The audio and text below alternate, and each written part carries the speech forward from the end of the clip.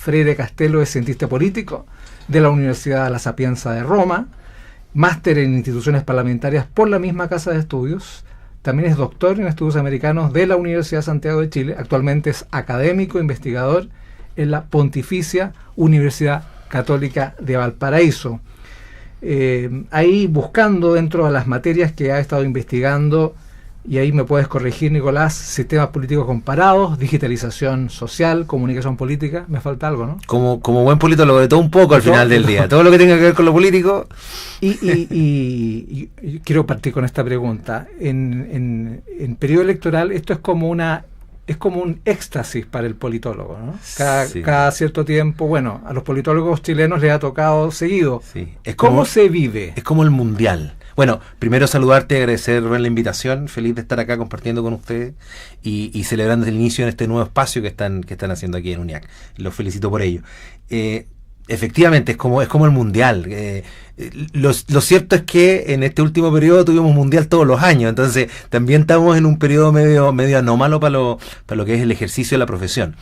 Y como en todo mundial uno trata de medirse, o sea, el momento en el que el politólogo se muestra, hay que decirlo también, no todos los politólogos se dedican a temas electorales, no todos se dedican a análisis político, hay quienes privilegian un mundo más de investigación, hay una arista de la politología que, digamos, empata con los elementos comunicativos y que lo que busca es sí analizar, pero también compartir ese análisis, ¿no? Para poder hacer distintos tipos de mediciones, sobre todo hoy día en donde la política se ha transformado en un proceso tan complejo, en donde tienes aristas que ya no son solo y exclusivamente electorales del entorno mediático y medibles a través de encuestas. Hoy día tienes fenómenos en las redes sociales, tienes fenómenos psicológicos que explican el voto, elementos normativos. Hoy día se está discutiendo, por ejemplo, y es una discusión tan encima pero presente, de por ejemplo si cómo incide y si debe incidir o no el voto extranjero en una elección presidencial. O sea, hay de todo, hay para distintas aristas de la ciencia política en general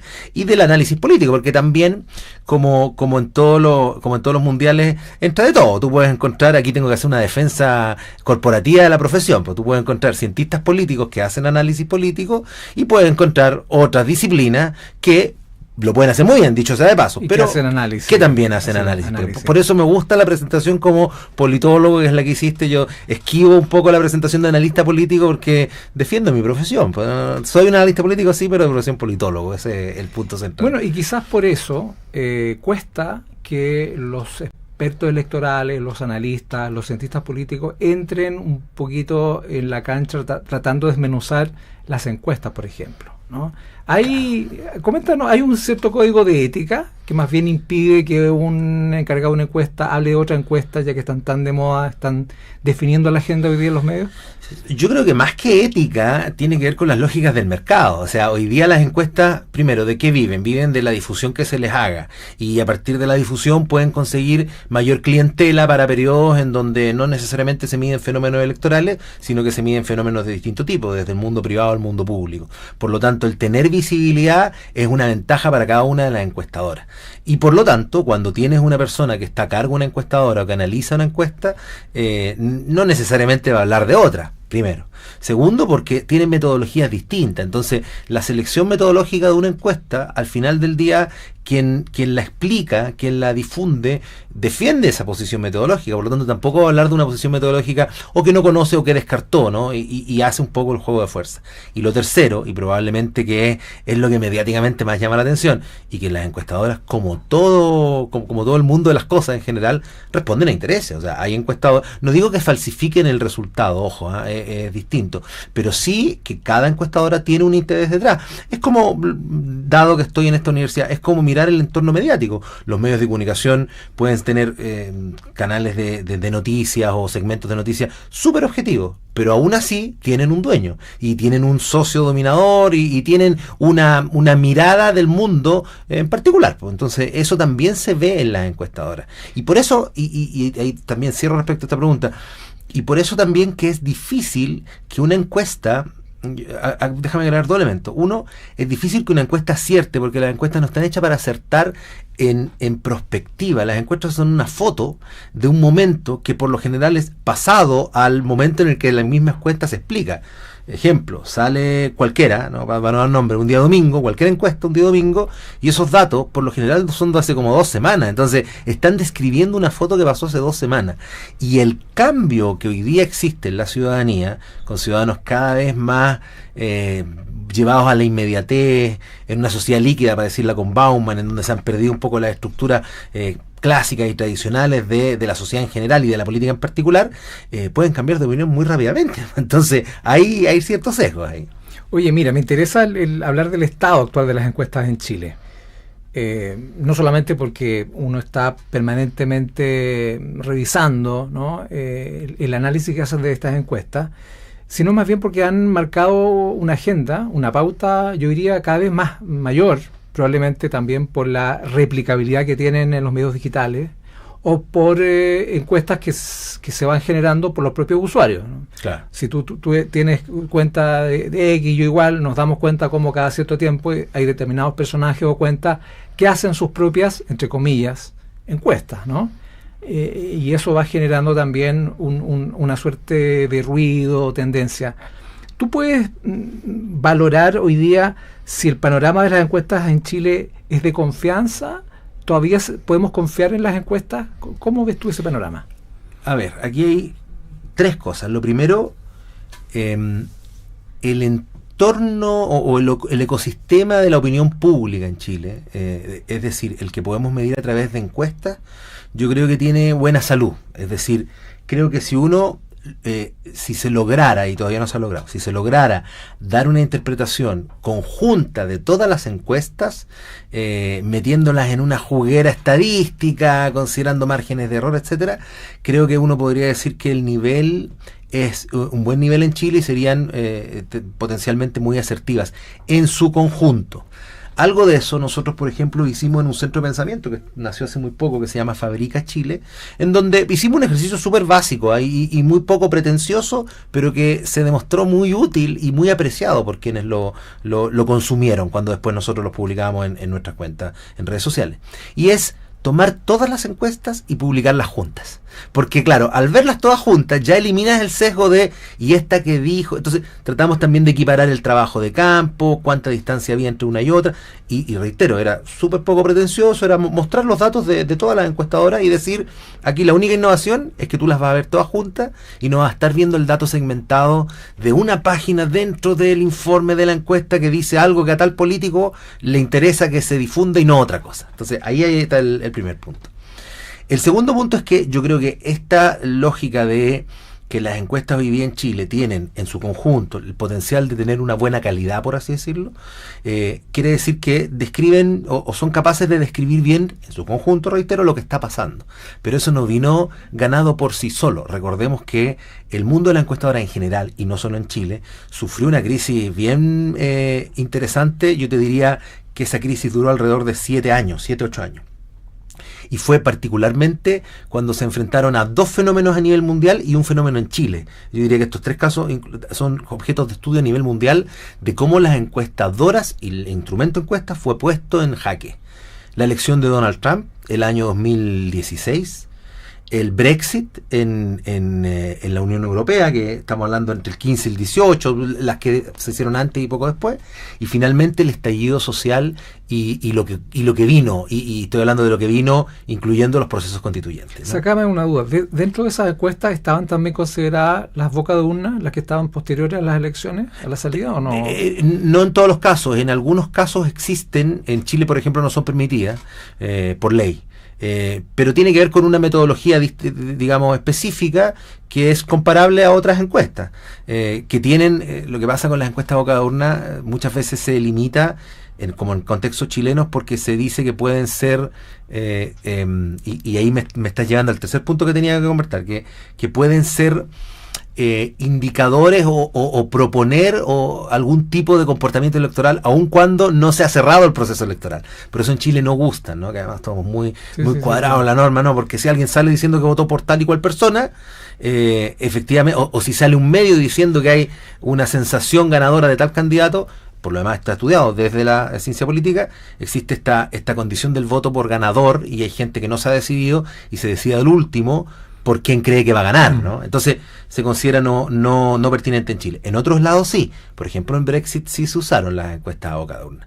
Pero independientemente del mecanismo que utilice la encuesta, lo que te quería decir en este segundo punto es que el que hoy día tengan buena salud, a mi modo de entender, se debió también a que debieron apretar hartas perillas después de 8 años de tensión a nivel internacional respecto de cómo funcionaban las encuestas, y sobre todo, y yo creo que ahí es donde vino un trabajo interesante y un aprendizaje, perdón, de cómo las encuestas podían adaptar sus mecanismos metodológicos. Un dato histórico: las primeras encuestas se hicieron por ahí por el 1700 y no había variado mucho. Sí hubo un cambio después de la Segunda Guerra Mundial, sobre todo con el ingreso de las tecnologías de la información y la comunicación, pero no mucho había cambiado, ¿no? Eran principalmente presenciales, semiestructuradas, como que era más o menos eso. Y lo que pasó fue un fenómeno distinto. Del 2015-2016 en adelante, se incorporó en esta ventanilla del encuestado, se incorporaron elementos de la digitalización, se incorporaron elementos de el desencanto político, el desencanto ciudadano, se incorporaron lógicas de nuevos fenómenos electorales. Donald Trump lo era en particular, para que hablar en Chile, en donde termina el periodo de la concertación y empiezan a surgir nuevos actores que antes no existían. Entonces, yo creo que ahí eso hizo crujir el entorno de la encuesta y hizo que estas en los últimos 8 años tuviesen que dedicarse mucho. Y empezaron a surgir nuevas.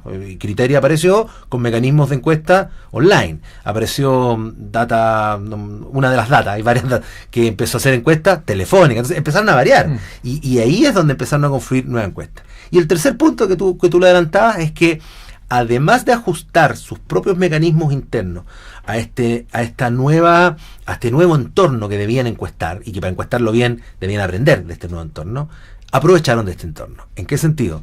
Que hoy día la encuesta, a pesar de que pueda existir una veda legal en Chile, terminan igual difundiéndose a partir de WhatsApp, las redes sociales, etcétera. Entonces, como que agarraron un vuelito y el aprender del entorno lo hizo comprender también cuáles eran los elementos que podían aprovechar del entorno para poder seguir. Sí, y lo que es peor, porque terminan informándose grupos de élite que tienen acceso a esas encuestas, ¿no? Y reproduce los mismos sesgos, es decir, ahí ya estamos saltando al ámbito de las redes sociales, pero las redes sociales tienen una configuración que, para empezar, así como el módulo 1 de curso de redes sociales, ¿cuáles son sus características?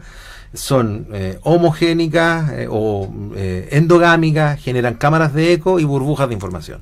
Ahí está como la seguidilla. ¿Y qué es lo que pasa con lo que circula en redes sociales? Lo mismo, pues hay ciertas encuestas que hacen circular quienes piensan igual, que se repite la información en espacios como cámaras de eco, y que terminan convenciendo de una realidad aparente solo a un grupo de personas, y que, dependiendo del tipo de encuesta que se circule y el entorno en donde está, podría hacer aparecer que hay dos Chiles completamente distintos respecto a cómo se están informando unos y otros. Bueno, pasó a propósito del primer plebiscito, ¿no? Había en el mundo tuitero, ¿no?, una suerte de atmósfera muy de apruebo, ¿no? Y finalmente el resultado fue muy poco medible, por lo demás, porque al final uno se condiciona. A mí me gusta algo que no a muchos colegas les gusta, si yo hago mea culpa. Era muy difícil, y yo fui de los que probablemente se equivocó, medir la catástrofe electoral del apruebo en el primer proceso, ¿no? Más allá de la evaluación que uno tenga del periodo una vez que esté transcurrido.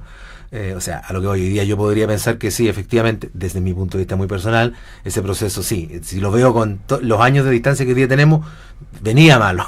Pero la sensación en ese momento, sobre todo si tú veías encuestas, las redes sociales, no era esa. Y efectivamente esos son los fenómenos que te digo que las encuestadoras debieron aprender a manejar, porque también muchas se equivocaron. Y debieron aprender a manejar en términos de, bueno, cómo ponderar datos que pueden ser tan cambiantes, cómo hago un parámetro, cómo reinterpreto el margen de error, cómo reinterpreto una coyuntura tan cambiante.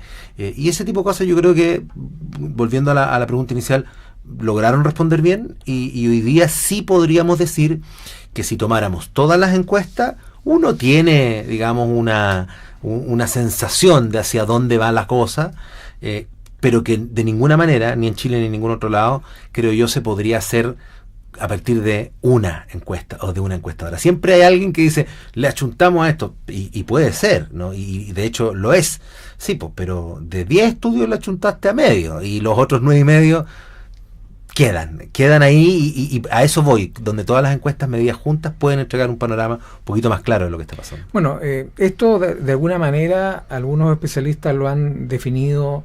No sé si existe el concepto en ciencia política, me lo vas a aclarar. El valor predictivo de las encuestas. ¿Se puede hablar de valor predictivo o más bien de marcar ciertas tendencias? Marcan tendencias, ¿no? Diría yo, sí. El valor predictivo... Eso para el fútbol, más bien. Es más marquetero que quien te quiere vender una encuesta. Sí. Dice, te tiene un alto valor predictivo. Es la forma en la que te va a vender, pero ningún instrumento tiene un valor altamente predictivo para estudios que tengan que ver con el comportamiento humano y la sociedad en general, creo yo.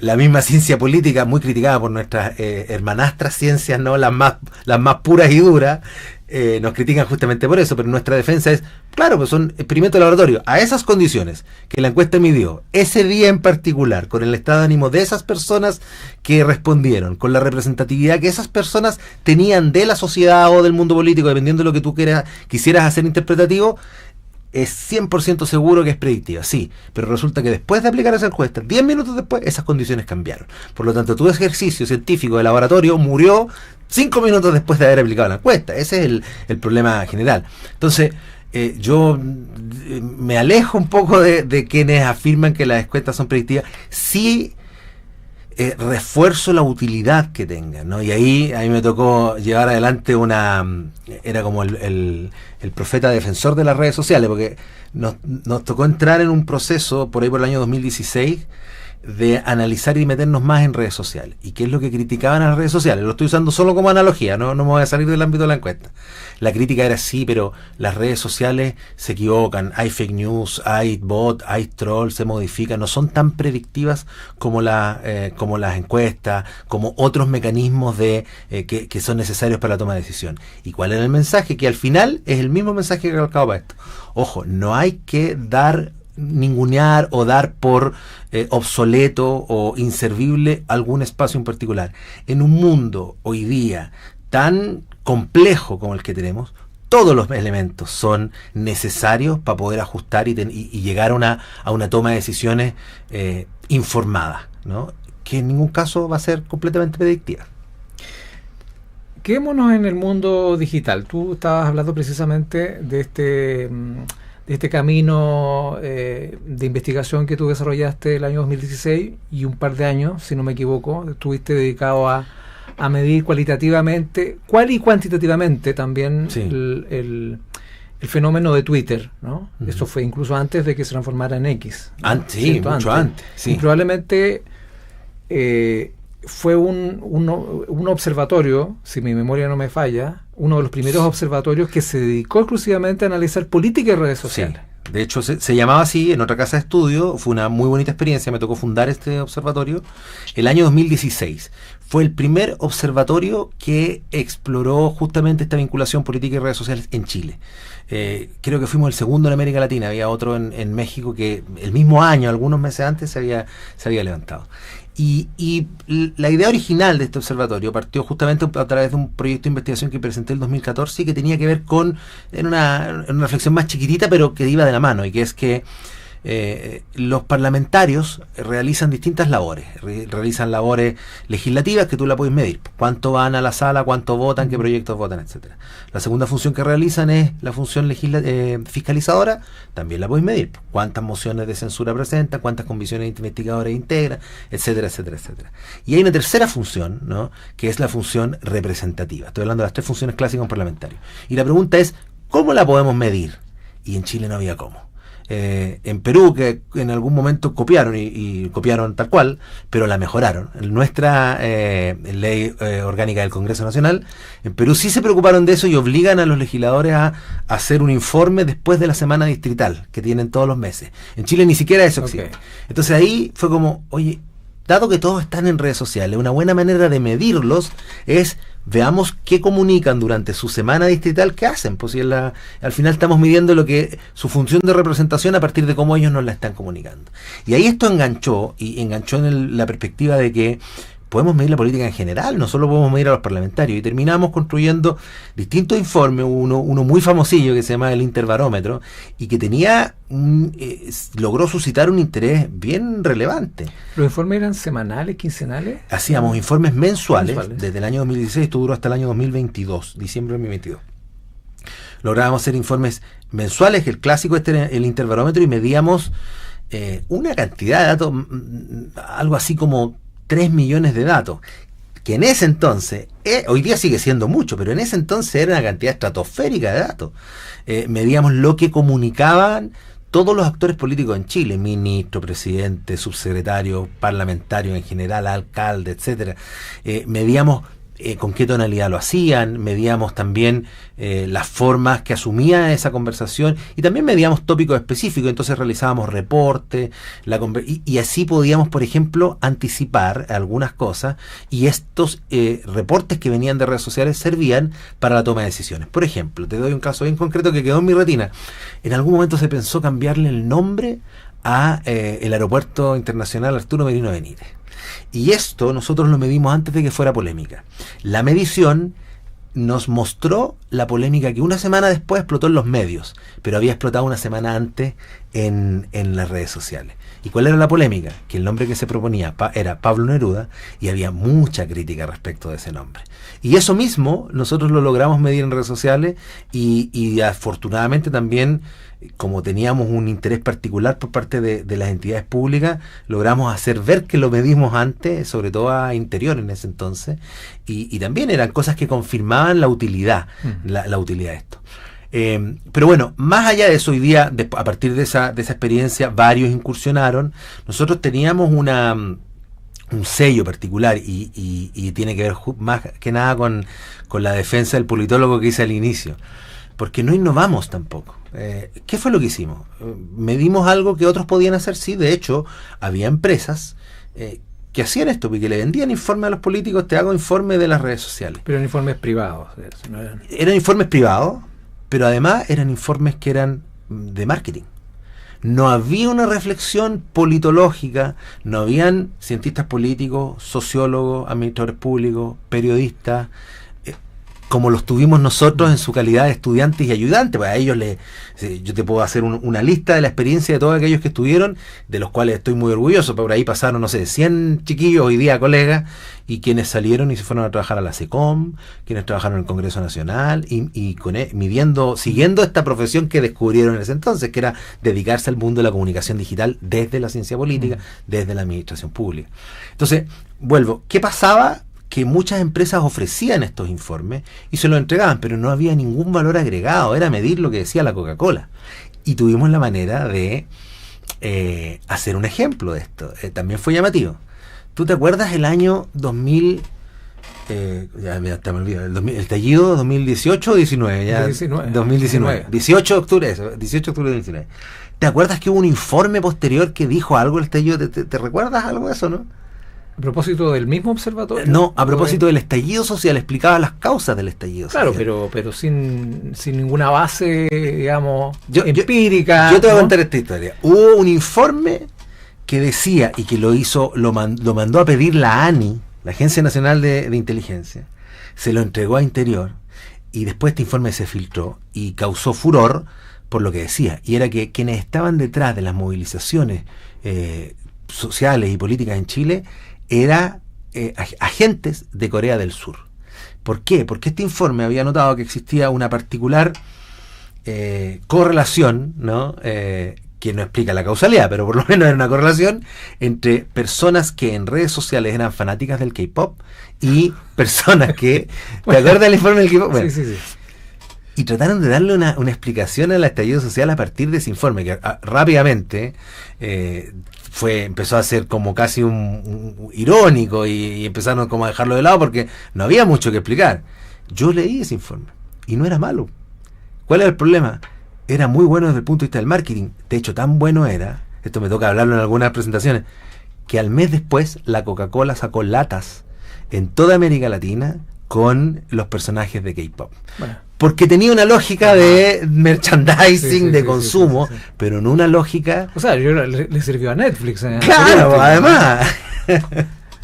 Entonces, bueno, ahí te das cuenta cómo este mundo de las redes sociales ha ido evolucionando, se ha ido compenetrando con la política. Hoy día no hay, diría yo, político que pueda permitirse no estar en redes sociales. Además, porque de esto sabes mucho más que tú que yo, pero lo dejo instalado porque quienes nos escuchan también puede ser interesante. Hoy día la crisis económica de los medios tradicionales hace que tengan que recurrir mucho a fenómenos y polémicas de las redes sociales. Por lo tanto, ergo, para el político, ¿dónde tengo que generar la política? En Twitter. Pues es fácil que un periodista me esté mirando Twitter y de Twitter me termine colonizando un espacio más tradicional. Bueno, gran parte de la publicidad se ha ido a medios digitales precisamente por eso. Ahí está la audiencia, claro. Ahí se están tomando las decisiones, ¿no?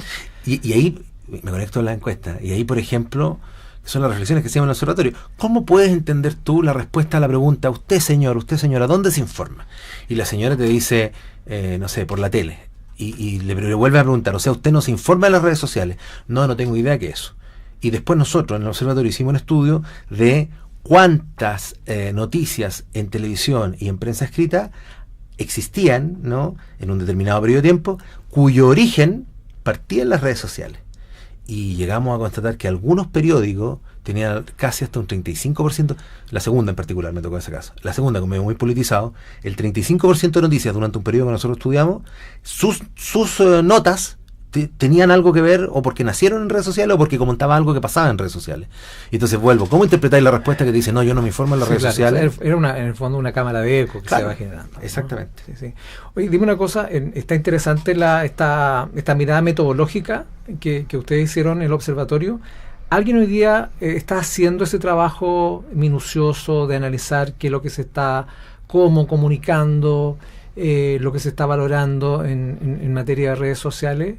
¿Podrías decir que hay algún centro, organismo, institución que esté haciendo esa pega hoy día? De la manera en la que la hacíamos nosotros, no. Eso te lo puedo garantizar.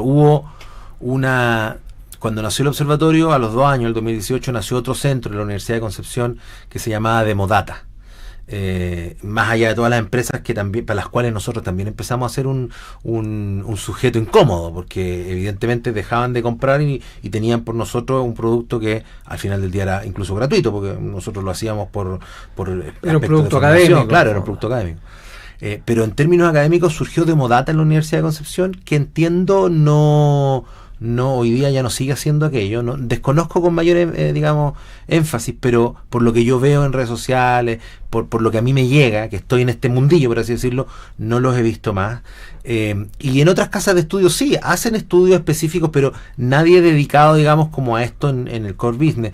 Hay quienes, no sé, pues en esa misma universidad donde yo creé el observatorio, hoy día se dedican a analizar ciertos fenómenos sobre redes como Facebook en particular, pero son, digamos, estudios más acotados. Yo creo que nadie ha tomado la posta hoy día desde el mundo académico, por lo que yo he visto, por cierto, lo reitero, de analizar este fenómeno en 360 grados. Sí han habido nichos en donde algunos han puesto mayor énfasis o no.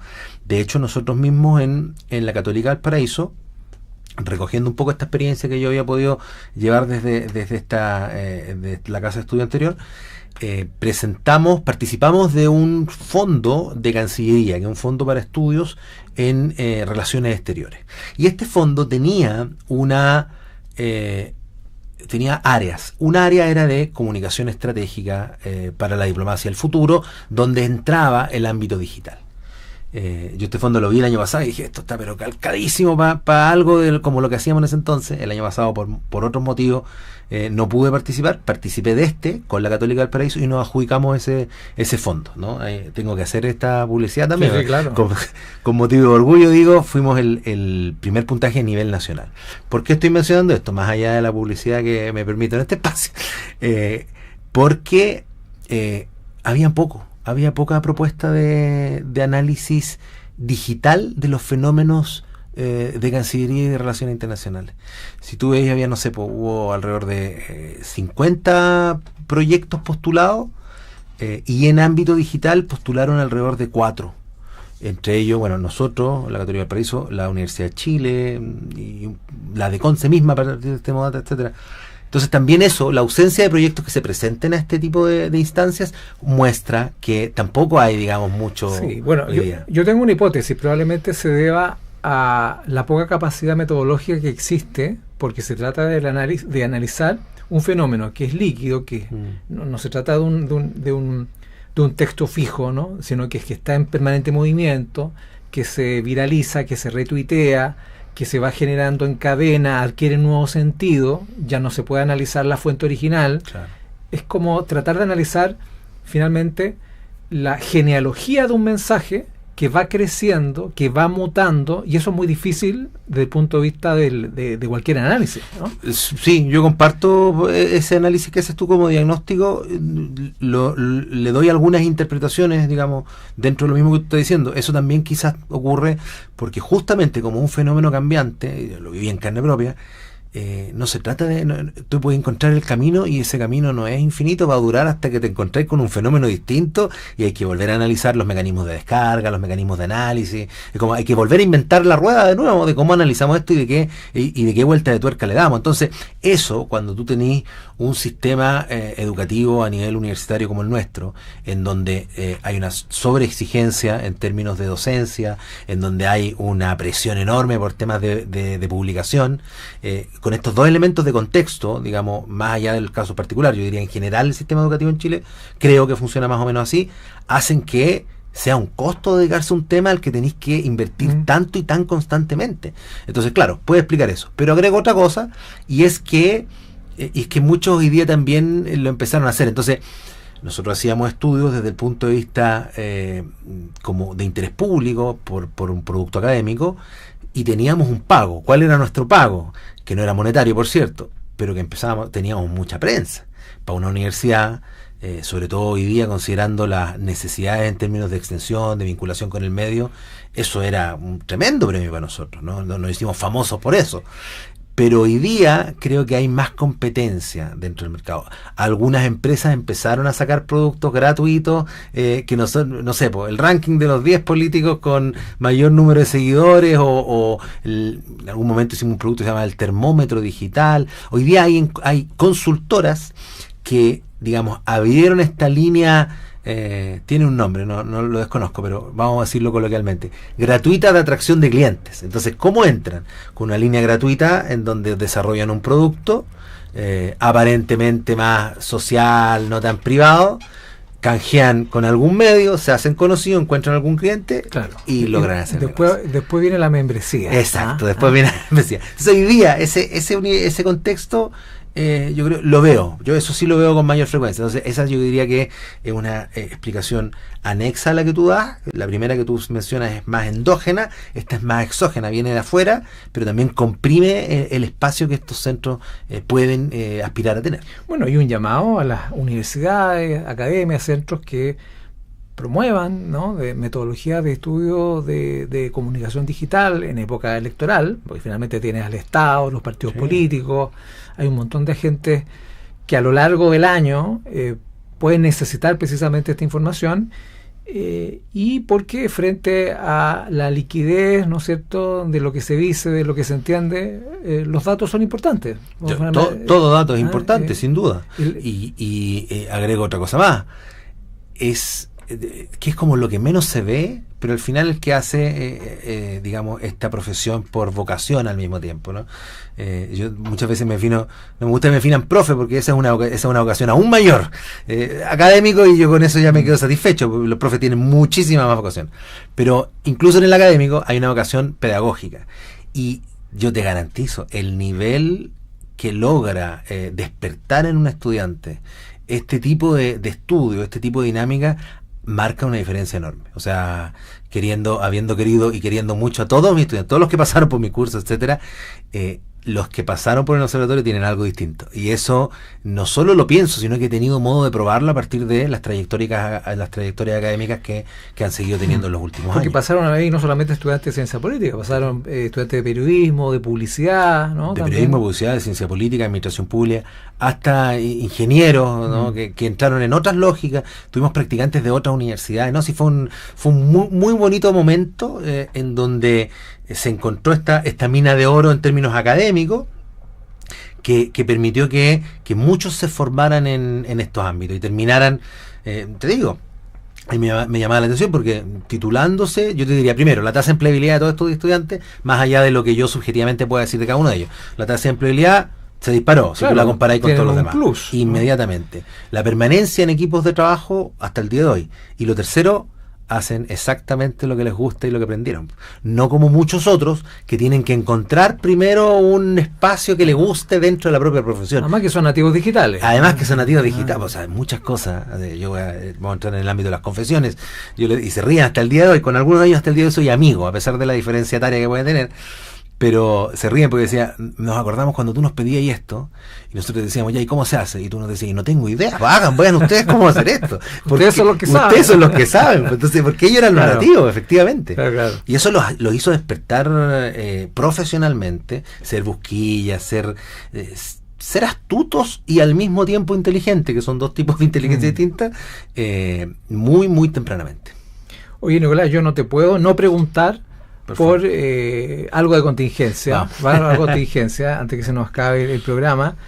En estos días han estado muy de moda los conceptos como bots, trolls, a propósito de una queja de una candidata presidencial, ¿no? de una denuncia más bien, sobre el mal uso de cuentas en X.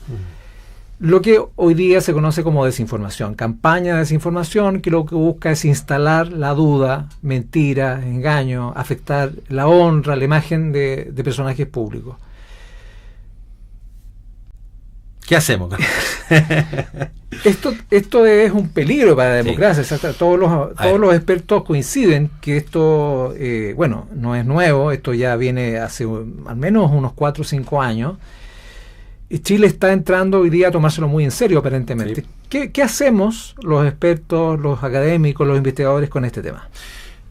Permíteme abordarlo primero desde la perspectiva del análisis político de esta coyuntura que tú me llevas. Y yo, para separarla y para poder hacer un análisis donde creo que corresponda, porque hay que separarla en dos cosas. Uno tiene que ver con la dinámica de la política en general, con la P mayúscula que tiene este contexto. Es decir, es muy bueno que independientemente del sector que venga, se levante esta alerta porque efectivamente es un peligro para la democracia, no solo en Chile, sino en el mundo occidental.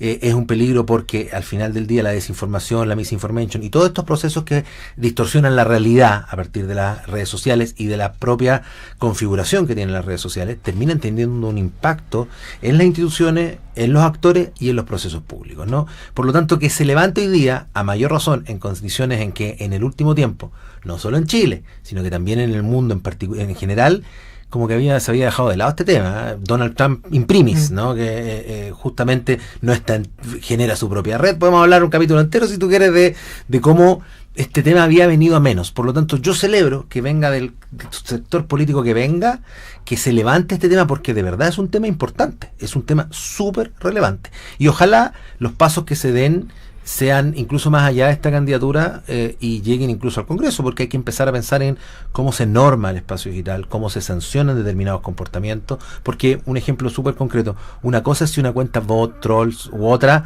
genera este tipo de situaciones, distinto es cuando una autoridad lo hace. El problema es que en Chile da lo mismo que sea una autoridad o sea otro, porque no tienen el mismo tratamiento.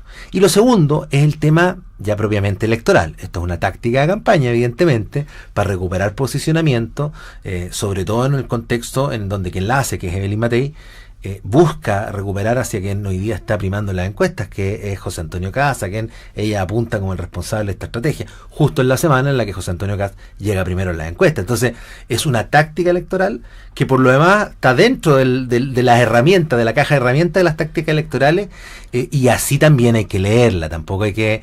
Y en esa lógica, yo hago una analogía y digo... Doblemente qué bueno que esto ocurra, porque esto no es la primera vez que pasa en Chile, no va a ser la última que va a pasar.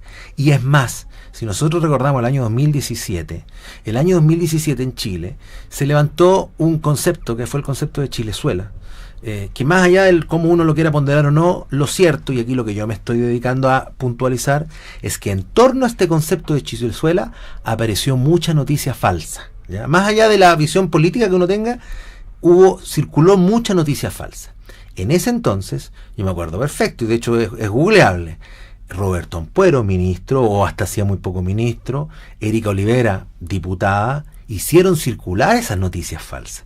Y entonces ahí cierro la conclusión y digo, qué irónico que hoy día el sector que reclame estar siendo afectado, y lo está siendo afectado, no estoy diciendo que no, sea el mismo sector que en ese entonces estuvo al otro lado de la vereda y hizo uso de las noticias falsas. Entonces esto refuerza el mensaje. Qué bueno que haya un cambio de postura y qué bueno que esto, más allá de que sea una táctica o no, se transforme en un debate permanente al que podamos entrar no solo en un contexto electoral. Y cierro respondiendo ahora a cierta pregunta. ¿Y cuál es el rol del académico? Creo yo, uno, explicar, ¿no?, estas dos diferencias, pero lo segundo es, nosotros tenemos un rol social, y el rol social es hacer ver cómo efectivamente hay temas complejos como este que deben trabajarse, que deben investigarse. Y cierro con una última comentario. A mí me tocó dar una charla en el CERVEL el 18 de octubre del año 2019, una charla que nadie se va a acordar por obvia situación, ¿no? Pero en esa charla me acuerdo que había un consejero, el señor Tagle, que después fue el presidente del CERVEL, y el consejero me pregunta, yo fui a dar una charla sobre redes sociales, me hace una pregunta en donde él ya estaba dándome la respuesta, y lo que estaba diciendo era que las redes sociales no había que estudiarlas porque había fenómenos que nada tenían que ver con los procesos electorales. Y mi respuesta fue, no, al contrario, van a incidir en los procesos electorales. Esta persona cambió de opinión, afortunadamente, el CERVEL también, y hoy día el CERVEL está muy metido en redes sociales. Ojalá los académicos propiciemos que ese tipo de cosas pasen. Una última pregunta, Nicolás. TikTok, Instagram, YouTube, X, desde el punto de vista de la importancia que tienen en la estrategia electoral, ¿cómo tú lo configuras? Hoy día, aparentemente, un político que no tenga una asesoría, que no tenga un manejo en todas estas redes sociales, es un candidato que no tiene destino, ¿no? Sí. ¿Cómo? Yo sé que este tipo de consejos tienen un valor, ¿no es cierto? No lo transformemos en un consejo para nadie en particular, pero ¿qué debiese hacer hoy día un candidato, lo que fuera, hoy día presidente, el día de mañana, cualquier cosa, que tiene que enfrentar estas redes, aun cuando en el seno de su intimidad diga que lata, ¿no? Yo TikTok por nada del mundo, pero tengo allí una audiencia que no está en otra parte, que no está en la tele. Sí. ¿Qué hace?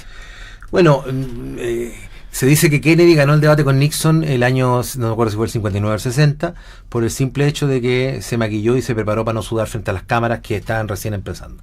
Hoy día yo creo que sigue el mismo consejo. Te gusta o no, hay que incorporar esto y tienes que conocer, primero, que las redes sociales te permiten que tus mensajes lleguen a audiencias distintas. Ya no es el consumo masivo de información a través de un único canal o de dos únicos canales como podían ser la radio y la televisión. Hoy día hay audiencias sumamente segmentadas, por lo tanto que tú hagas segmentar, y muchos creen que voy a decir lo mismo de manera más sonriente en TikTok. No se trata de eso, se trata de lo que hizo Obama anticipando mucho, es el manejo de los códigos y de la información, es decir, segmentar. Si tengo un mayor consumo de Facebook por parte de una población más boomer, más adulta, bueno, mis políticas públicas que tengan que ver con el sector adulto las voy a hacer circular por Facebook, no las voy a hacer circular por TikTok, y las que tengan que ver con un público más joven las voy a hacer circular con TikTok, con un lenguaje y con niveles de atención muy distintos. Entonces yo creo que ese es como el primer, el A del ABC, ese es el A. El B es entender que las redes sociales no son solo para poner mensajes, también son espacios en donde se produce información. Entonces, el B, ¿cuál sería? Entender que además de poner información ahí, tú tienes que estar mirándola y estudiándola, porque ahí vas a comprender, por ejemplo, qué dinámicas tienen tus rivales, vas a comprender qué otras políticas públicas se están difundiendo, vas a poder sondear un tipo de electorado segmentado por edad, por socioeconómico, etcétera. Entonces ahí hay un B. Y el C es entender una tercera cosa, y que una cosa son las redes sociales por las redes sociales y otra cosa son las redes sociales por lo que las redes sociales te pueden permitir llegar a hacer.